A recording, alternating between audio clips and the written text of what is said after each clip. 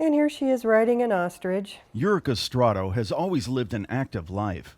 Growing up in South Africa, Eurika played field hockey for her high school and college teams.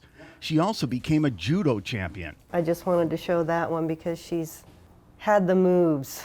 So her wife Nita wasn't surprised, and when it came time to remodel their University Heights home, Eurika did most of the work herself, starting with the kitchen. She decided she wanted to knock out the load-bearing wall, but we had to leave the post. So she figured out, well, why don't we just put the post in the middle of the bar counter, and it ended up looking really good. Then Eurika tackled a bathroom.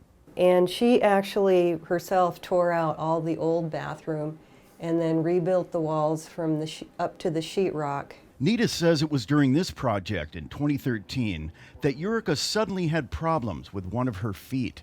We really thought that, it was just a sprain or some sort of weakness thing. And we finished the bathroom and got married. And then a week later, she was diagnosed with ALS.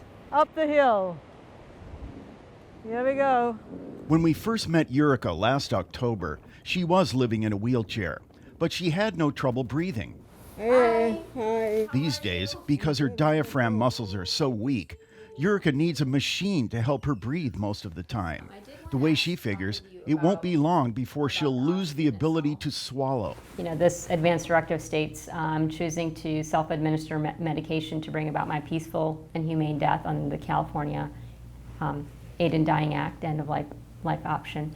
Eurika's physician, Dr. Sunita Shailam, goes through the protocol required to write a prescription for a lethal dose of drugs. You want good absorption of the aid in dying prescription. Eurika was planning to take advantage of California's aid in dying law as soon as it went into effect. But some close friends are getting married on June 11th. The law takes effect the 9th, and then, if it wasn't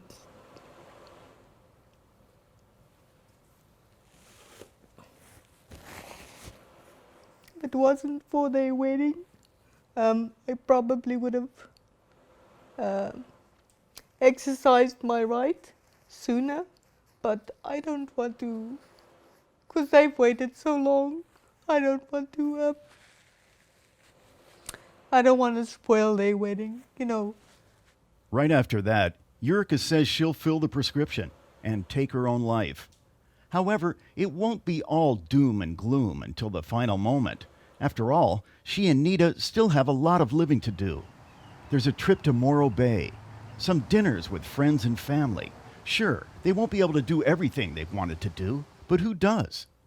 Nita says they never really talked about death before Eurika was diagnosed with ALS. Since then, the topic has been unavoidable.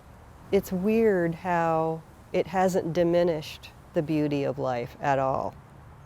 In fact, if anything, it's highlighted how awesome our lives have been independently and together. Nita explains she just doesn't have the emotional bandwidth to deal with anything else right now. I'm full-time taking on the passing of my life partner, my wife, the love of my life, my best friend. And it's really becoming close to the end now, and I'm still not really thinking about her dying. I'm thinking about her being alive right now and in the living room, and that's where I want to be. It can hold, is it amphibious? So that's where they're spending a lot of their remaining time together, in the living room, in the house that Eurika remodeled herself. You didn't have them that big in South Africa.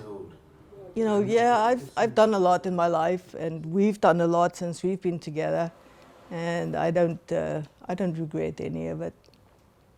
It's just been cut a little short, but otherwise, it's been fantastic. The excess salt is sneezed out. Kenny Goldberg, KPBS News.